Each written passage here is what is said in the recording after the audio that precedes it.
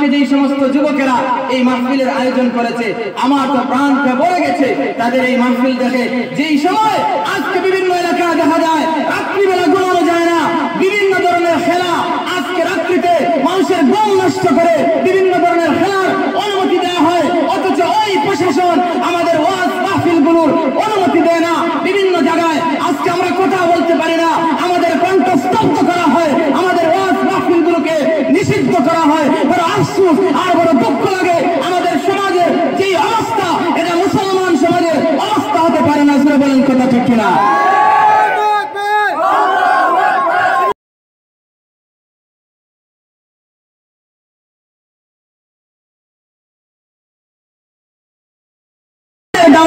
বন্ধ করা সম্ভব না। সেরকম কথা ঠিক কিনা?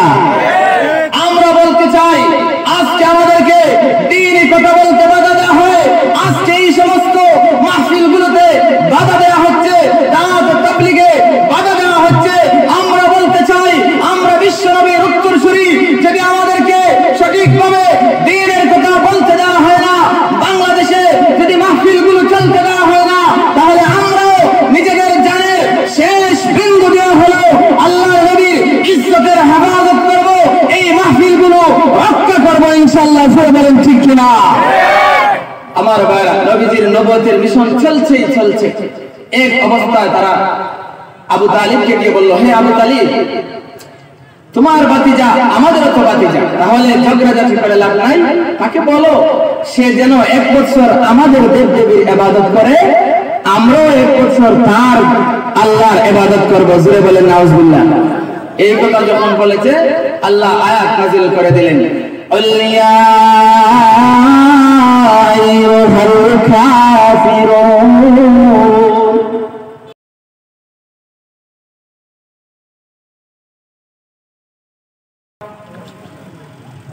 আউযু বিল্লাহি মিনাশ শাইতানির রাজীম। বিসমিল্লাহির রহমানির রহিম। নুন ওয়াল কলমি ওয়া মা ইয়াসকুরুন। মা আনতা বিনি'মাতি রাব্বিকা বিমাজনুন ওয়া ইন্না লাকা লাআজরান গায়রা মামনুন ওয়া ইন্নাকা লা'আলা খুলুকিন আযীম। সাদাকাল্লাহুল মাওলানাল আযীম। وقال رسول الله صلى الله عليه وسلم بعثت لأتمم مكارم الأخلاق أو كما قال عليه الصلاة والسلام. صلى الله على سيدنا ومولانا محمد وعلى آله وأصحابه وسلم. तेरी महराज है कि तू लौहा कलम तक पहुँचा, अमर मेरी महराज है कि मैं तेरी कदम तक पहुँचा। बलगल उला बिकमालिही कशफत दुजा बिजमालिही हसनत जमीअ खिसालिही। सल्लु अलैहि व आलिही। ए गुल तो गुल नहीं है जिस गुल में भूल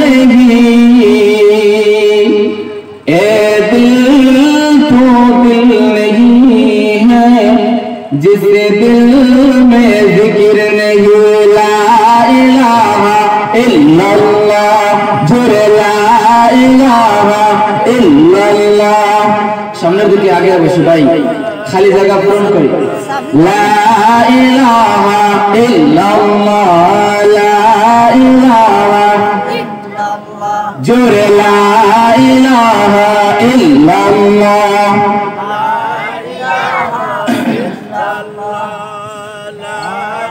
লা ইলাহা ইল্লাল্লাহ মুহাম্মাদুর রাসূলুল্লাহ कौनैन के मुख्तार खुदा तुमको बनाया उम्मत का निगाहबान खुदा तुमको बनाया उम्मत का निगाहबान खुदा तुमको बनाया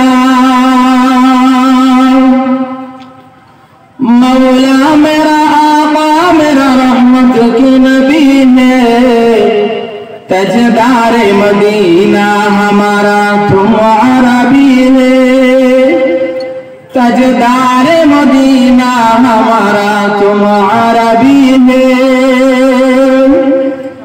अशजार में रहते हैं तेरी नबूवत की शहादत तशरीक़ कमर में तू है अंगुल की इशारा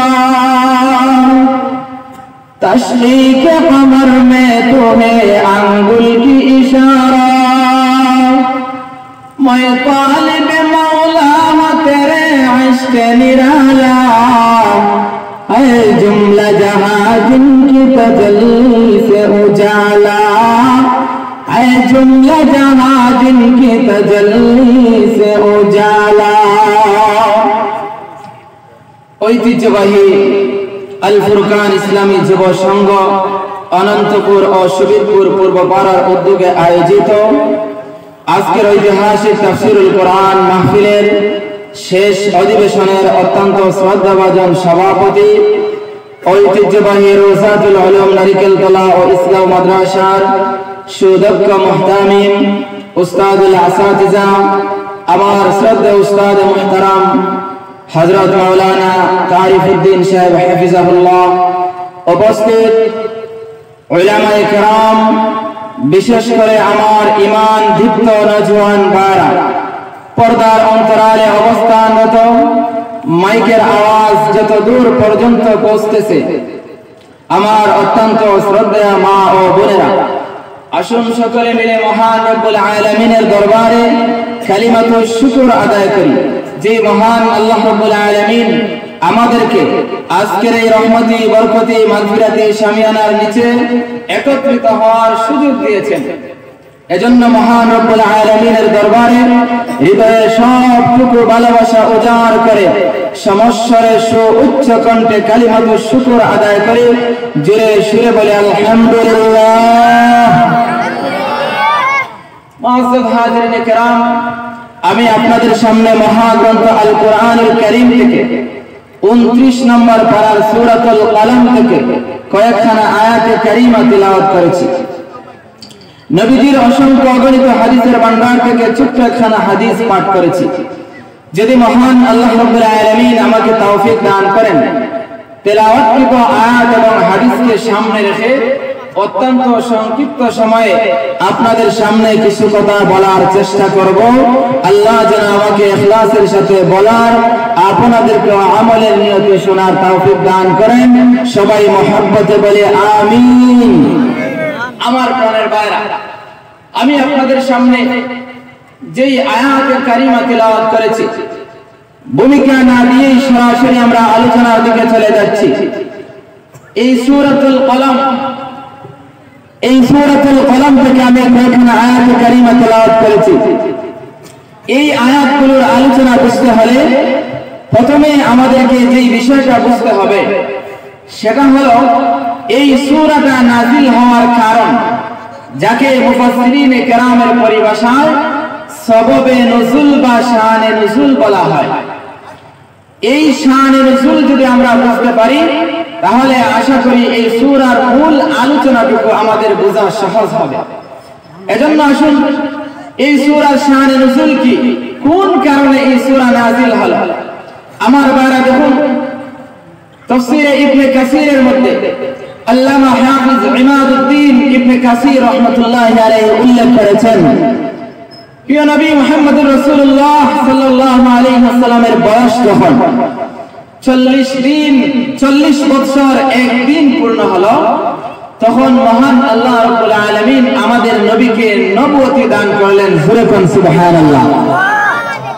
আমার ভাইরা, এর অর্থ কিন্তু এটা নয় যে আমাদের নবী এর আগে নবী না, বরং আমাদের নবী তখনও নবী যেই সময় আদম আলাইহিস সালাম ছিলেন মাটি এবং পানির মধ্যে।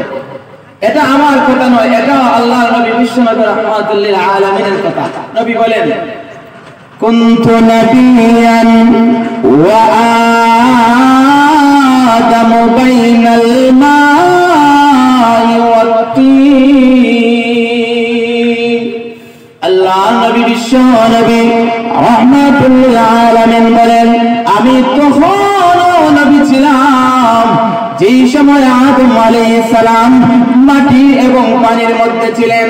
আমি মুহাম্মদ তখনও কিন্তু নবী ছিলাম। কিন্তু নবীজির নবুয়তি, এই পয়গম্বরী দায়িত্বটা আমার আপনার নবীকে দেওয়া হয়েছে 40 বছর একদিন পূর্ণ হওয়ার পরে। যখন নবীকে নবুয়তি দেওয়া হলো, নবুয়তি দেওয়ার আগ পর্যন্ত মক্কার সবাই নবীজিকে মহব্বত করত। নবীজিকে তারা টাইটেল দিয়েছিল আল আমিন, নবীজিকে তারা টাইটেল দিয়েছিল আস-সাদিক।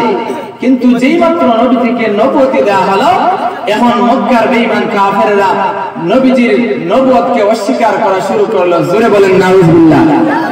আমার ভাইরা, প্রিয় নবী মুহাম্মদুর রাসূলুল্লাহ সাল্লাল্লাহু আলাইহি ওয়াসাল্লামকে আল্লাহ রাব্বুল আলামিন যখন নবুয়তি দান করলেন, কিছুদিন পর আল্লাহ রাব্বুল আলামিন আয়াতে কারিমা নাযিল করলেন, وأنذر عشيرتك الأقربين।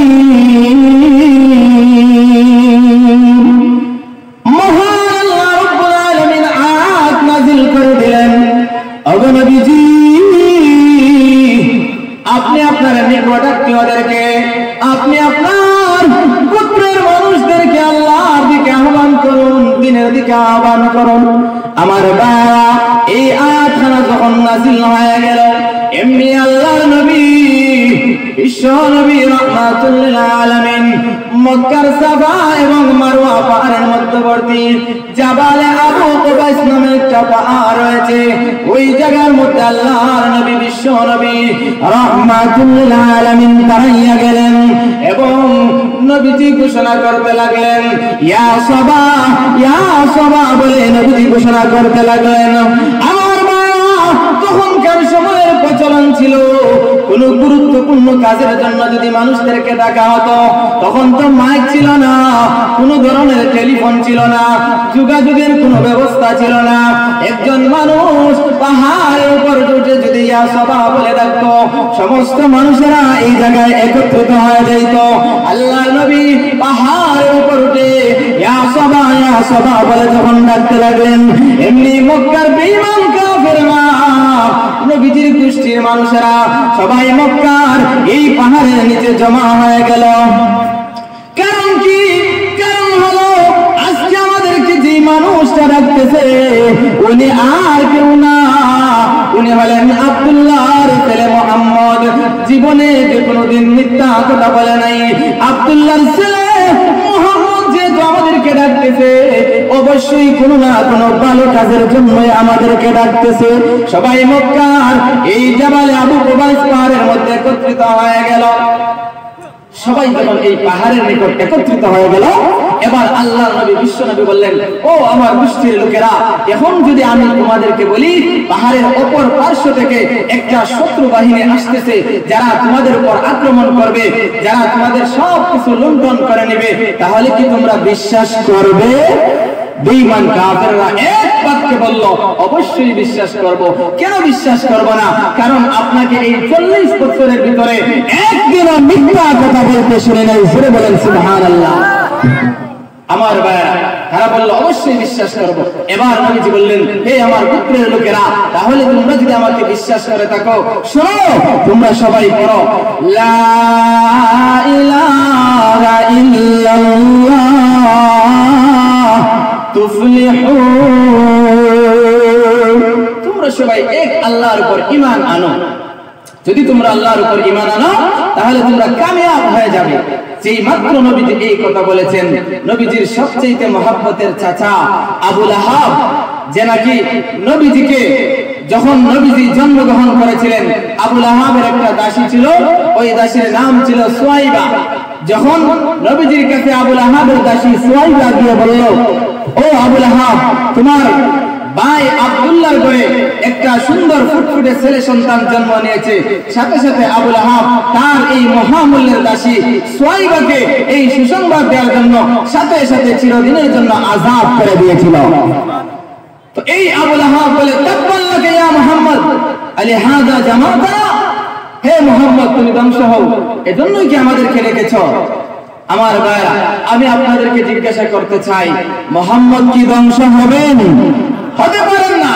আমার ভাইরা, যখন আবু লাহাব নবীজিকে এই কঠোর কথা বলল, মহান আল্লাহর আরশ তা সহ্য করতে পারে নাই।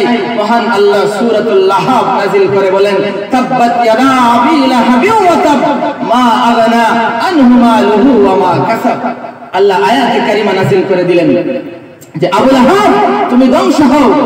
তোমার আবু লাহাব ধ্বংস হয়েছে, তার স্ত্রী সন্তানাদি তার সম্পদ সবকিছু ধ্বংস হয়েছে, তার কোনো কিছুই তার কাজে আসবে না। আমার ভাইরা, নবীজির নবুয়তের মিশন চলতেছে এমন এক পর্যায়ে আসলো যে তারা নবীজির চাচা আবু তালিবকে গিয়ে বলল, ও আবু তালিব, তোমার ভাতিজা মুহাম্মদ তো আমাদের বংশকে একবারে বলিষ্ঠ করতেছে, আমাদের বাপ দাদার ধর্মে চুনকালি দিতেছে। আপনি জিজ্ঞেস করেন আপনার ভাতিজা মুহাম্মদকে, তার এই দ্বীনের দাওয়াত দেওয়ার উদ্দেশ্য যদি হয় মক্কা নগরীর সবচেয়ে বড় সুন্দরী নারীকে বিবাহ করবে, তাহলে আমরা তাকে মক্কার সবচেয়ে বড় সুন্দরী নারীকে দিয়ে দিব। তার যদি উদ্দেশ্য হয় সে মক্কার বড় ধনী হবে, আমরা সবাই মিলে তাকে বড় ধনী বানিয়ে দিব। তার যদি উদ্দেশ্য হয় সে মক্কার নেতৃত্ব দিবে, মক্কার বড় পাওয়ারশীল হবে, আমরা তাকে লিডার হিসাবে মেনে নিব। তোমরা বলো তোমার ভাতিজা মুহাম্মদ যেন দ্বীনের দাওয়াত বন্ধ করে দেয়। জোরে কোন নাউজুবিল্লাহ। আমার ভাইরা, নবীজির চাচা আবু তালিব রাসূলকে বললেন, হে মুহাম্মদ, মক্কার লোকেরা এইভাবে বলেছে। আমার ভাইরা, তখন মুহাম্মদুর রাসূলুল্লাহ সাল্লাল্লাহু আলাইহি ওয়াসাল্লাম জবাব দিয়েছিলেন, হে আমার চাচা জান, শুনে রাখেন, এই আকাশের চাঁদ যদি আমার এক হাতে দেওয়া হয়, আরেক হাতে যদি চন্দ্র দেওয়া হয়, আরেক হাতে যদি সূর্য দেওয়া হয়, আর দ্বীনের দাওয়াত বন্ধ করার জন্য যদি আমাকে বলা হয়, এই আকাশের চন্দ্র এবং সূর্য যেইভাবে আমার হাতে এনে দেওয়া সম্ভব না, ঠিক তদ্রূপ ভাবে আমি মুহাম্মদের পক্ষে একটা সেকেন্ডের জন্য আল্লাহর দ্বীনের দাওয়াত বন্ধ করা সম্ভব না। যেরকম কথা ঠিক কিনা? আমরা বলতে চাই, আজকে আমাদেরকে দ্বীনি কথা বলতে বাধা দেওয়া হয়, আজকে এই সমস্ত মাহফিলগুলোতে বাধা দেওয়া হচ্ছে, দাওয়াত তাবলীগে বাধা দেওয়া হচ্ছে। আমরা বলতে চাই, আমরা বিশ্বনবীর উত্তরসূরি, যদি আমাদেরকে সঠিকভাবে দ্বীনের কথা বলতে দেওয়া হয় না, বাংলাদেশে যদি মাহফিলগুলো চলতে দেওয়া হয় না, তাহলে আমরাও নিজেদের জানের শেষ বিন্দু দেওয়া হলো আল্লাহর নবীর ইজ্জতের হেফাজত করব, এই মাহফিলগুলো রক্ষা করব ইনশাআল্লাহ। বলেন ঠিক কিনা? আমার ভাইরা, নবীজির নবুয়তের মিশন চলছে। এক অবস্থায় তারা আবু তালিবকে গিয়ে বলল, হে আবু তালিব, তোমার ভাতিজা আমাদেরও তো ভাতিজা, তাহলে ঝগড়াঝাটি করে লাভ নাই, তাকে বলো সে যেন 1 বছর আমাদের দেব দেবীর ইবাদত করে, আমরাও 1 বছর তার আল্লাহর ইবাদত করব। জোরে বলেন নাউজুবিল্লাহ। এই কথা যখন বলেছে, আল্লাহ আয়াত নাযিল করে দিলেন, ইয়া আইয়ুহাল কাফিরুন লা আ'বুদু মা তা'বুদুন। আল্লাহ রাব্বুল আলামিন আয়াত নাযিল করে দিলেন, আপনি ওই সমস্ত বেঈমান কাফেরদেরকে বলে দিন, বেঈমান কাফেররা রে, তোমরা যে লাত উজ্জা মানাতের পূজা করো, আমি ওই সমস্ত লাত উজ্জা আর মানাতের পূজা করি না, এবং আমি যে রবের ইবাদত করি তোমরা ওই রবের ইবাদত করো না। আমার ভাইরা, নবীজির দ্বীনের মিশন চলতেছে, এক পর্যায়ে বেঈমান কাফেররা বলল, ও মুহাম্মদ, তোমার কাছে আমাদের একটা আবেদন, একটা দরখাস্ত, একটা রিকোয়েস্ট। কি দরখাস্ত? দরখাস্ত হলো এই যে দেখতেছো আকাশের মধ্যে চাঁদ দেখা যায়, মুহাম্মদ রে, তুমি যদি ওই আকাশের চাঁদটাকে দুই টুকরা করে দেখাইতে পারো, তাহলে আমরা মনে করব তুমি সত্য নবী, তাহলে আমরা তোমাকে বিশ্বাস করে নিব। আমার ভাইরা বন্ধুরা, আল্লাহর নবী বলেন, রে বেঈমান কাফেররা, ভালো করে শুনে রাখো, এই আকাশের চাঁদকে দুই টুকরা করার মতো শক্তি আমার নাই, তবে আমি মহান আল্লাহর কাছে দোয়া করতে পারি। আমার বারা, আল্লাহর নবী যখন মহান আল্লাহর কাছে হাত তুলে যখন এইভাবে দোয়া করলেন, আমার বারা, মহান আল্লাহর কাছে বিশ্ব নবী দোয়া করতে দেরি হয়েছে, মুহূর্তের মধ্যে ওই চাঁদ দুই টুকরা হইতে একটা সেকেন্ড দেরি হয় না। तशकीक़ कमर में तुम्हें अंगुल की इशारात, तशकीक़ कमर में तुम्हें अंगुल की इशारात, मैं तालिब मौला हूँ तेरे इश्क़ निराला, है जुमला जहाँ जिनकी तजल्ली से उजाला। सुरे बोलें अल्लाहु अकबर, और सुरे बोलें अल्लाहु अकबर। আমার বারা, এবার যখন তারা এই পর্যায়ে নবীজির কাছ থেকে কোন কর্মী যখন নবীজির দাওয়াতকে বন্ধ করতে পারলো না, আকাশের চাঁদ যখন দুই টুকরা হয়ে গেল, তখন বলে, ও বুঝতে পেরেছি, এতদিন মুহাম্মাদের জাদু ছিল জমিনে, এখন দেখা যায় মুহাম্মদ তো সাধারণ জাদুকর না, মুহাম্মাদের জাদু এখন আকাশে। জোরে বলেন না নাউজুবিল্লাহ। আমার ভাইরা, শেষ পর্যায়ে যখন তারা দেখলো কোনোভাবেই নবীজির এই দ্বীনি মিশনকে বন্ধ করা যাচ্ছে না, নবীজির দ্বীনি দাওয়াতকে বন্ধ করা যাচ্ছে না, তখন তারা এক পর্যায়ে বলতে লাগলো, ও মুহাম্মদ পাগল, মুহাম্মদ মজনুন হয়ে গেছে, মুহাম্মদ পাগল হয়ে গেছে। জোরে বলেন না নাউজুবিল্লাহ। আমার ভাইরা, আমি আপনাদেরকে বলতে চাই, আমাদের নবী কি মাজনুন? আমাদের নবী কি পাগল? কখনো না। বেঈমান কাফেররা বলে যে আমাদের নবী পাগল হয়ে গেছে। এখন নবীজি যখন এই কথাগুলো শুনলেন, আমার আপনার নবীর মনের মধ্যে বড় ব্যথা পাইলেন, বড় কষ্ট পাইলেন। এমত অবস্থায় মহান আল্লাহ বলেন, এ জিবরাইল, আর দেরি করো না, আমার বন্ধুর কাছে সূরাতুল কলম খানা নিয়ে যাও। জোরে বলেন সুবহানাল্লাহ। নূন ওয়াল কলমি ওয়া মা ইয়াসতুরুন, মা بنعمة ربك بمجنون وإن لك لأجرا غير ممنون وإنك لعلى خلق عظيم। সূরা নাযিল হয়ে গেল। আমার ভাইরা, বেঈমান কাফেররা আমার আপনার নবীকে পাগল বলে। আল্লাহ বলেন, ও নবীজি, আপনি মনে ব্যথা পান, ও নবী আপনি মনে কষ্ট পাইবেন না, আপনি মনে ব্যথা পাইবেন না। বেঈমান কাফেররা আপনাকে পাগল বলে, এজন্য আমি আল্লাহ সূরা নাযিল করলাম, সূরাতুল কলম নাযিল করে আমি আপনাকে সান্ত্বনা দিলাম। আপনি পাগল নয়, আপনি আপনার রবের অনুগ্রহে পাগল নন। আমার ভাইরা, এখানে আল্লাহ রাব্বুল আলামিন দুইটা জিনিসের কসম খাইলেন। নুন, এটা হলো হরফে মুকাত্তাআত। এই জাতীয় হরফ কোরআনের মধ্যে অনেক রয়েছে। এই জাতীয় হরফ যখন কোরআনের মধ্যে আসে, মুফাসসিরিনে কেরামগণ তখন বলেন যে এর অর্থ আল্লাহ এবং তার রাসূলই ভালো জানেন, আর পৃথিবীর কোনো মানুষ এর অর্থ জানে না। এমন হরফ কোরআনের মধ্যে অনেক রয়েছে, যেমন আলিফ লাম মিম, আলিফ লাম রা, আলিফ লাম মিম সাদ, আন সিন কাফ, ইয়াসিন তাহা। এই যে জাতীয় যত হরফ রয়েছে সবগুলো হরফ এগুলো হলো আল্লাহর গোপন রহস্য। এগুলোর অর্থ আল্লাহ এবং তার রাসূল ছাড়া কেউ জানে না। আল্লাহ বলেন ওয়াল কালামি ওয়া মা ইয়াসতুরুন। এখানে ওয়াও এর তাসকিয়া শপথের অর্থে ব্যবহৃত হয়েছে, কসমের অর্থে। আল্লাহ বলেন ওয়াল কলম, কলমের কসম, কলমের শপথ, এবং ওই কলম যা লিখে তার শপথ। আমার ভাইরা, আল্লাহ যে কলমের শপথ করলেন, এখন এই কলম বলতে কোন কলম? আমরা তো সাধারণত কলম বলতে বুঝি যে কলম দিয়ে আমরা লিখি, এই কলম। আল্লাহ যে এখানের মধ্যে কসম খাইলেন, কোন কলমের কসম খাইলেন? এর আগে আমাদেরকে বুঝতে হবে আল্লাহ রাব্বুল আলামিন কেন কসম খাইলেন। আল্লাহ রাব্বুল আলামিনের প্রত্যেকটা কথাই তো সত্য। আমরা বান্দারা কোনো কসম করি কোনো মানুষদেরকে আমাদের কথা সম্পর্কে তাকে ভালোভাবে বোঝানোর জন্য, তার বিশ্বাস যাতে আসে, এজন্য আমরা কসম করি। তাহলে আল্লাহর প্রত্যেকটা কথা তো সত্য এবং যথার্থ, তাহলে আল্লাহ কেন কসম করলেন?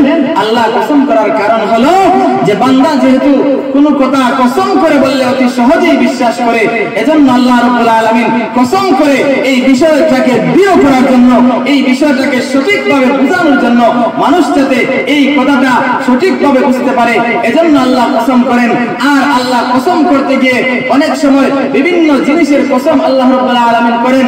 যেমন আমার তেলাওয়াতকৃত আয়াতে আল্লাহ কলমের কসম করেছেন, অন্য জায়গায় আল্লাহ রাব্বুল আলামিন আরো বিভিন্ন জিনিসের কসম করেছেন। যেমন সূরা 3 এর মধ্যে আল্লাহ কসম করেছেন ওয়াত-তিনি ওয়াজ-যাইতুন ওয়া তুরি সিনিন ওয়া হাযাল বালাদিল আমিন। সূরা বুরুজের মধ্যে আল্লাহ কসম করেছেন ওয়াস-সামাই যাতিল বুরুজ ওয়াল ইয়াউমিল মাউউদ ওয়া শাহিদিন ওয়া মাশহুদ। সূরা তারিকের মধ্যে আল্লাহ কসম করেছেন ওয়াস-সামাই ওয়াত তারিক। এইভাবে মহান আল্লাহ রাব্বুল আলামিন কোরআনের বিভিন্ন সূরার মধ্যে কসম করেছেন। আল্লাহ রাব্বুল আলামিন কেন কসম করেন? আমার বাবা, আল্লাহ রাব্বুল আলামিন এই সমস্ত জিনিসের কসম করে আল্লাহ ওই জিনিসগুলোর মর্যাদা বোঝাতে চান। আমার ভাইরা বন্ধুরা, কিন্তু আমাদের জন্য এই সমস্ত জিনিসের কসম করা জায়েজ নাই। আমার ভাইরা, আমাদের জন্য একমাত্র মহান আল্লাহর নামে কসম খাইতে হবে, মহান আল্লাহর নামের কসম করতে হবে। আল্লাহর নাম ছাড়া কোনো গায়রুল্লাহর নামে কসম করা যাবে না। নিজের মরা বাবার নামে কসম করা যাবে না, নিজের মৃত মায়ের নামে কসম করা যাবে না, নিজের সন্তানাদের নামে কসম করা যাবে না, কোনো বাবার দরবারের নামে কসম করা যাবে না। একমাত্র মহান আল্লাহর নামে আমাদের কসম করতে হবে, কারণ আমাদের জন্য আল্লাহর চাইতে বড় আর কেউ নাই। এজন্য একমাত্র মহান আল্লাহর নামে আমাদের কসম করা। আজকের এই তাফসীরুল কোরআন মাহফিল থেকে এই জিনিসটা আমরা অবশ্যই শিখে নিব যে আল্লাহর নামের কসম ছাড়া অন্য কোনো নামের কসম চলবে না, অন্য কোনো নামের কসম খাওয়া জায়েজ নাই। আমার ভাইরা, আসুন আল্লাহর নামের কসম আমরা কোন সময় করব? যদি কোনো কথাকে সঠিকভাবে দৃঢ়ভাবে বোঝানোর জন্য করি।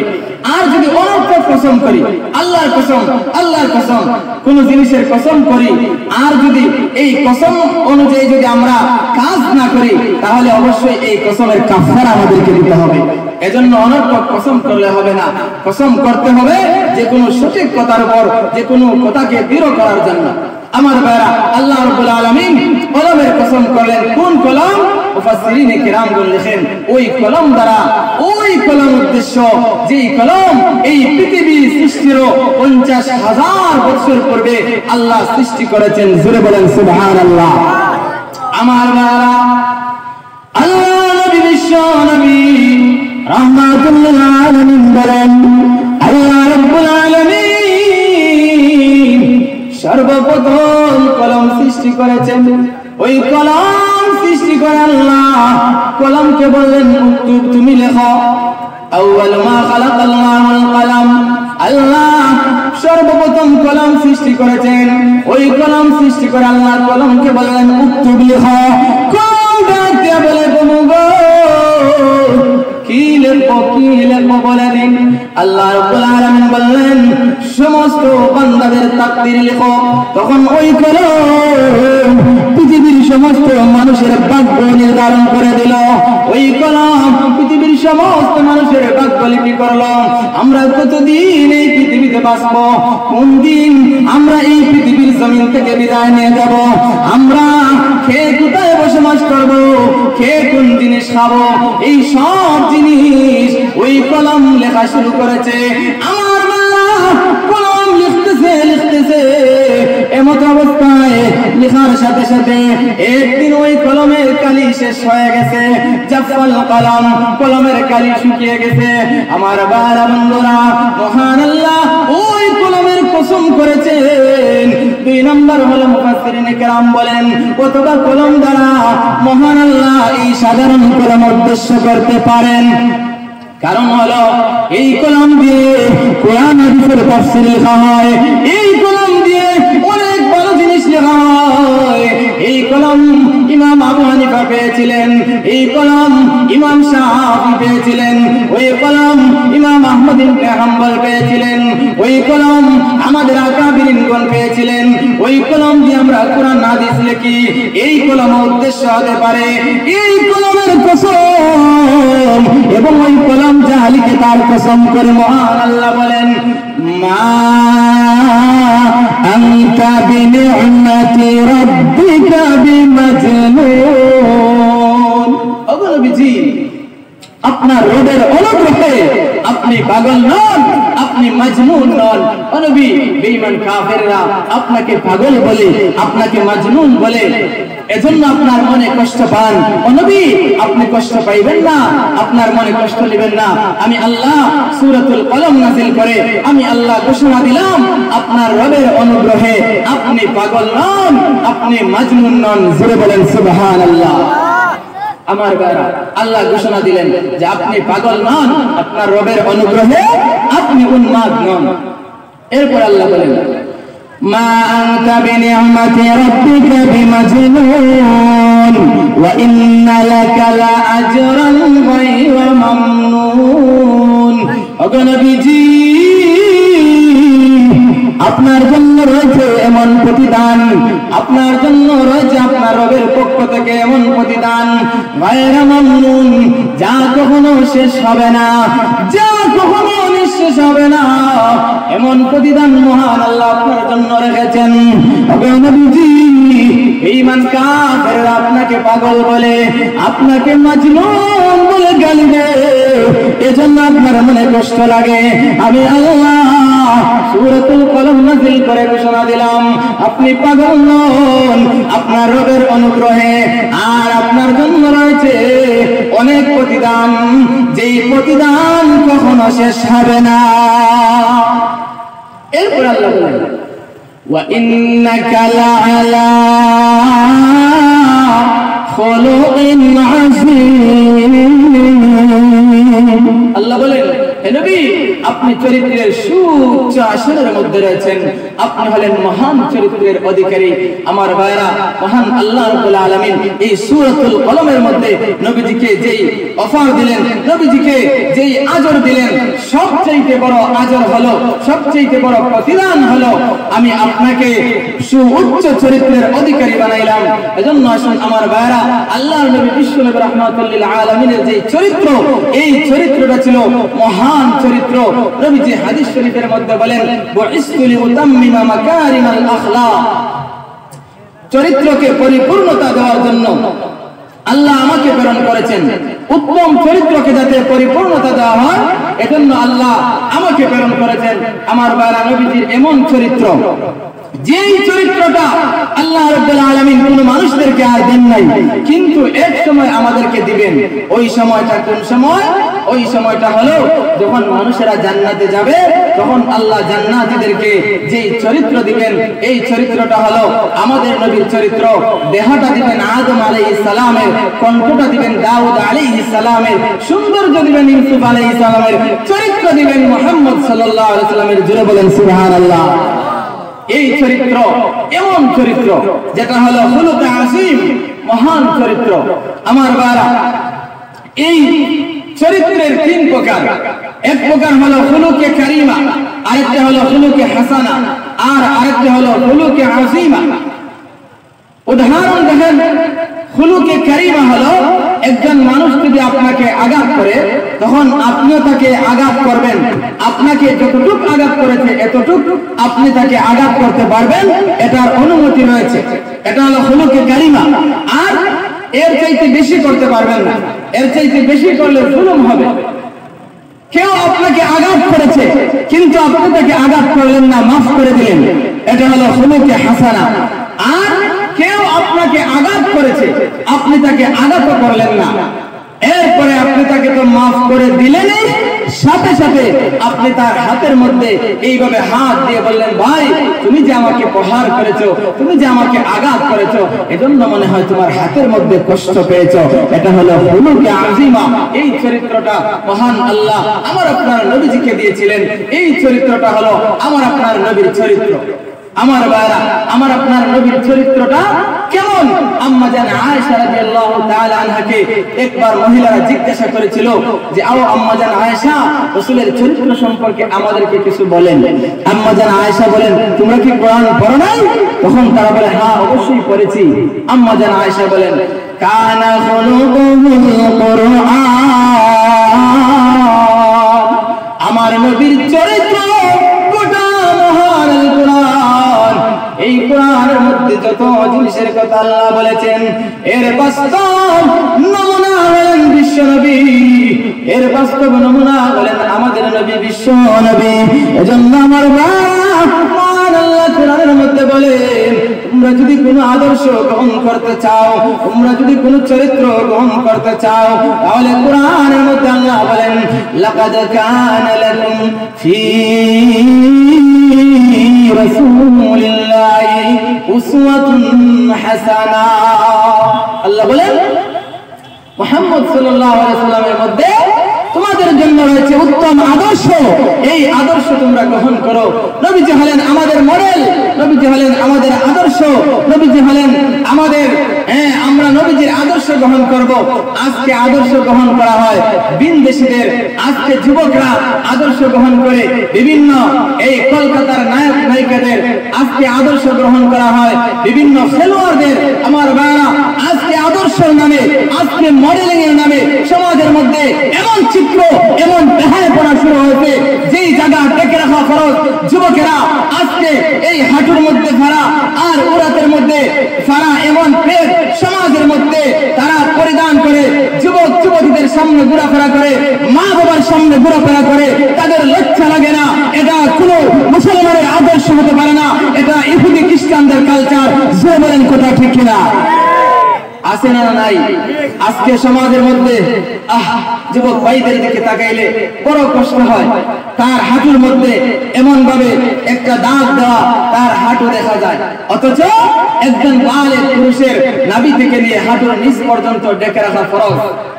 আজকে যুবক ভাইরা নবীর সুন্নত দাড়ি তো রাখেই না, বরং নবীর সুন্নত দাড়িকে নিয়ে বিভিন্ন ধরনের ফ্যাশন লাগায়, বিভিন্ন ধরনের মডেলিং করে। ও যুবক ভাই, তোমার পায়ে ধরে বলি, দাড়ি রাখো না ভালো কথা, গুনাহ তো হচ্ছেই, গুনাহ তো হবেই, কিন্তু তুমি নবীজির সুন্নত, বিশ্ব নবীর দাড়িকে নিয়ে কটূক্তি করো না।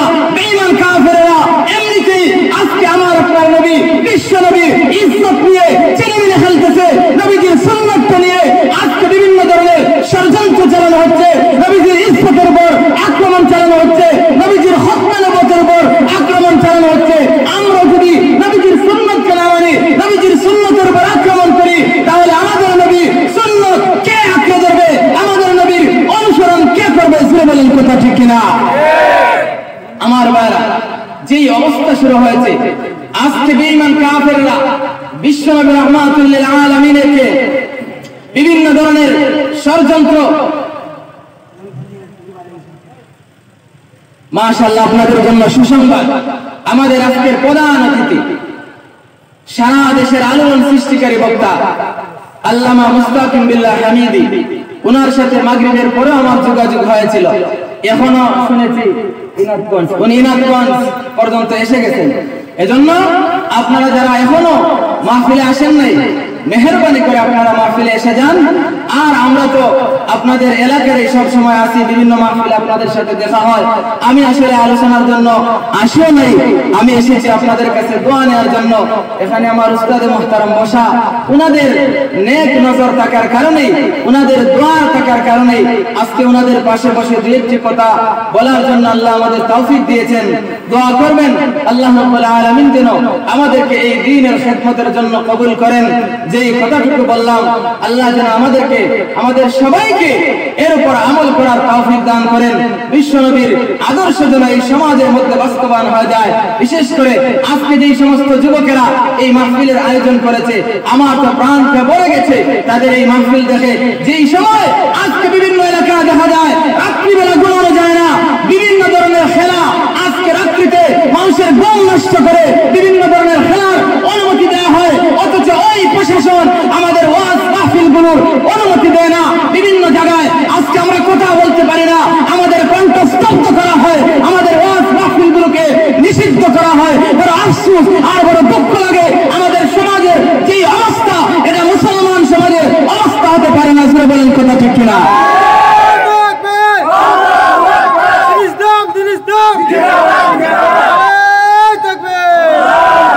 আমার ভাইরা, এই অনন্তপুর শহীদপুরের ভাইরা আজকে এই মাঠে খেলার আয়োজন করতে পারতো। জোরে বলেন পারতো কি না? পারতো না? পারতো, কিন্তু তাদের অন্তরে রয়েছে নবীজির মহব্বত, তাদের অন্তরে রয়েছে নবীজির ভালোবাসা, আমাদের দৃঢ় বিশ্বাস। এইভাবে যদি আমাদের এলাকার প্রত্যেকটা যুবকের অন্তরে আল্লাহর নবীর মহব্বত চলে আসে, নবীজির ভালোবাসা চলে আসে, বাতিল শক্তি এই বাংলাদেশে, তাদের বাতিল শক্তি কোন ধরনের আক্রমণ করতে পারবে না। নাস্তিক মুরতাদেরা বাংলার জমিন থেকে পলায়ন করতে বাধ্য হবে। বলেন কথা ঠিক কিনা? আল্লাহ যেন ওই সমস্ত যুবক ভাইদেরকে কবুল করেন যারা টাকা পয়সা, মেহনত দিয়ে, শ্রম দিয়ে, বুদ্ধি দিয়ে সহযোগিতা করেছেন। সবাইকে যেন আল্লাহ জাযায়ে খায়ের দান করেন। আল্লাহ যেন আমার হুজুরকে নেক হায়াত দান করেন। সবাই মহব্বতে বলে আমিন। ওয়া আখিরু দাওয়ানা আলহামদুলিল্লাহি রাব্বিল আলামিন। আসসালামু আলাইকুম ওয়া রাহমাতুল্লাহি ওয়া বারাকাতুহু।